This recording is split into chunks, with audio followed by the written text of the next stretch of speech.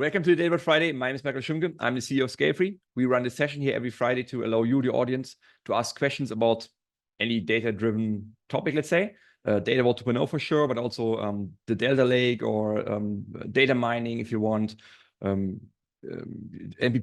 stuff, cloud computing, and so on, right? Yeah, use all the questions. You can use the chat here in the client. You can use the Q&A functionality in the client. You can also just raise your hand. I give you a voice and don't misuse it, right? Ask those questions. And then I also show you a form or a link to the form where you can also post your questions, and I would pick them up later, essentially, for one of the later sessions. Allows me to create a short PowerPoint presentation, essentially. And if you receive multiple questions, I will be cherry picking.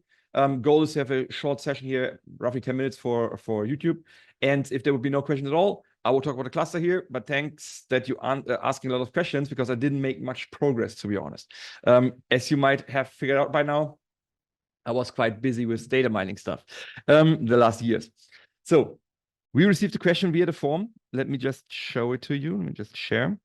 And this one is about, yep, this one. So this one is about essentially the join elimination in SQL Server, especially regarding the PRT tables in Data Vault. So the idea is that a PRT table is attached to a hub or link, right? That's the parent. And then you have satellites. The PRT table references the most recent deltas in all the satellites or most of the satellites attached to the parent hub or link. So there's references to those satellite deltas, essentially. And the question is, or let me just read this down. We build the dimension stemming from PRT tables, joining to satellite entries, valid to the snapshot time. So far, so good. That's the standard design of a PIT table. To make this virtualized dimension table usable for subqueries, we need to make sure that join elimination works. What we see often is in data vault designs, when you create, especially like information marks for ad hoc queries, you create a dimension with many attributes. And these attributes stem from different satellites. Now, your user against the dimension is essentially, when they use your dimension, only queries a few of those attributes, one or two, right? Only the first and last name, and all the other 50 attributes in the dimension will not be queried by your end user. But in your view, you're joining all the satellites for all these attributes. It's lots of joins, and in reality, you don't need them because the user only needs two, and they stem from one satellite. You could only, you only need the hub, the PIT table, and the one satellite to fulfill or to meet the requirements of the end user, of the user. In SQL Server, we had to do a trick and use left join from PRT instead of inner joins. Otherwise, all the joins gets executed, what makes queries quite slow. So the problem is, or what this customer is doing or trying to do is, they want to rely on the SQL optimizer to figure out which attributes you query. Well, that's easy. But then from which satellites these queries come from, and then get rid of all the joins into those satellites which are not required, right? That's the basic idea. And this doesn't work. Well, to be honest with you, I'm not sure about the full context here. So what I would do now for double checking, I know that in SQL Server or in many other systems, to make the join elimination work, and here's one more problem, sorry. The inner join is a challenge, and many open source SQL optimizers, like in Postgres Vanilla, doesn't support the inner join join elimination for inner joins. Well, at least not in data vault design where we don't have foreign keys. Coming back to that. So the thing is this: the inner join serves two purposes. One is to get more data by joining the data, but the other purpose is to filter your records, and that's quite a challenge for the optimizer to figure out. So what we see, for example, in Postgres, this join elimination for inner joins doesn't work in Postgres Vanilla. While in other commercial databases based on Postgres, let's say a Greenplum, for example, but I believe also Redshift, this join elimination works because they typically replace the SQL optimizer by a different one. Greenplum uses their own optimizer, and they support these join eliminations because they're quite common in data warehouse loads, essentially. So that's what we have to be aware of. So this feature here we're talking about is not available in every database, but it is certainly available in SQL Server. Now, the problem is in SQL Server, and I believe in many other systems, there must be a foreign key between those tables. And there must be a foreign key here between the PRT table and the satellites that you refer to. this foreign key doesn't have to be active. You could deactivate it, but there must be a foreign key so the SQL optimizer knows the relationship between those tables. That's one requirement. There's more requirements actually. And that's where to be honest, I should do more testing here, to be honest with you guys. What I would double check now is this. I believe the foreign key must also be based on one column only, not two columns as in the Delta, where you have the hash key and the load date as the primary key in your satellites. That's also your foreign key reference in your PRT table to each satellite, right?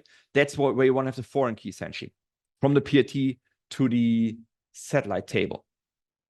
But the two columns should be a problem SQL Server as well. Not sure on that. I would have to test this essentially.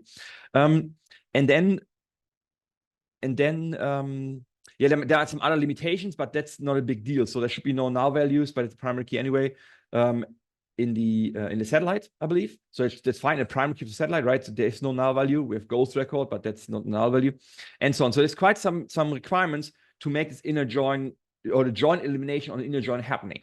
Now, what they've done is, and that might become a challenge. But on the other hand, you really want to make sure it works because otherwise you're joining all these satellites.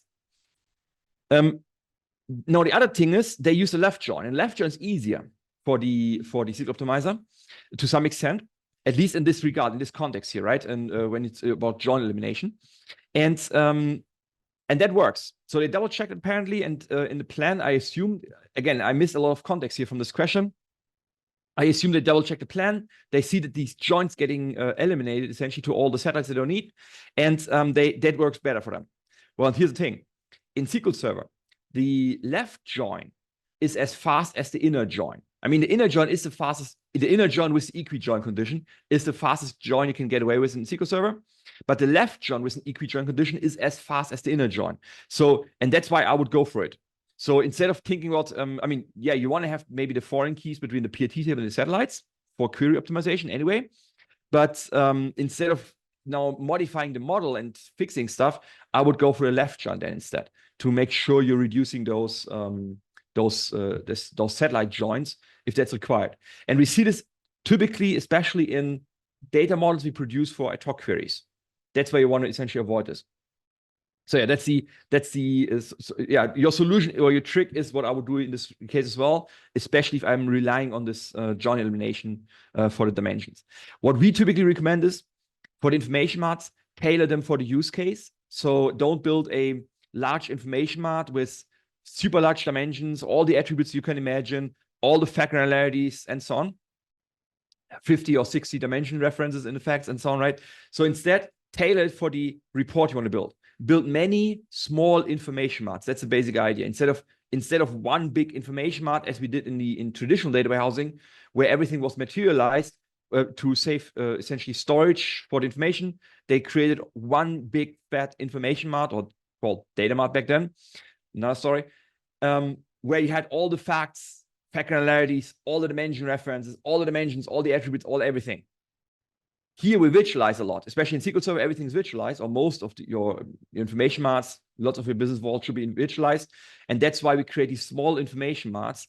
The cool thing in Data Vault Design is all these dimensions, when they're based on the same PIT table, will be conformed. So you can join these information marts based on the dimensions. That's a cool thing. So that's the best design. And then you don't rely on the join elimination that much, except for the ad hoc query, for the ad hoc information marts, for ad hoc querying. And that's where I believe this question comes from such a context. Again, I missed a lot of context here, but that's where you want to make sure that the join elimination works, getting rid of all the satellites that you don't need for your actual query or your user doesn't need. And that's where the left join might be better for those dimensions. All right, good question. There's a second part to this question. We'll coming back with this most probably next week. I'm not sure on this one. Yeah, if you have a question like this, interesting question, detailed question, right? So I was a bit struggling because I didn't have time to test my my assumptions here, but I gave them to you so you can, if you experience a problem like this, should be good enough for a solution, right?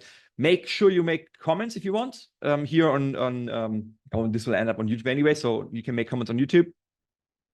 And if you have a question like this, similar question, any data-driven question, use this form behind this URL here, sfr.ee/dvfriday.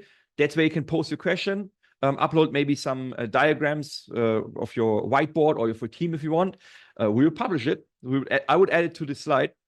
Yeah, that's one thing. And then check out our other webinars.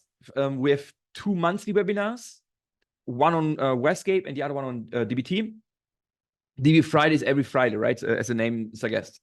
And if you can't wait until next Friday to get your questions answered, join the Data Innovators community. That's where you can essentially type in your questions, a forum style community. Type in your question, and people for Ignition Data in Australia and from Scalefree will jump on your question and answer them as fast as they can, essentially. So there's a little contest going on between the teams, as far as I know.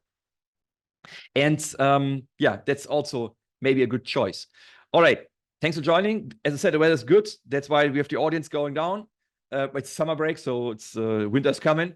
But now, enjoy your weekend, enjoy the sun, and see you next Friday, guys. Thank you guys for joining.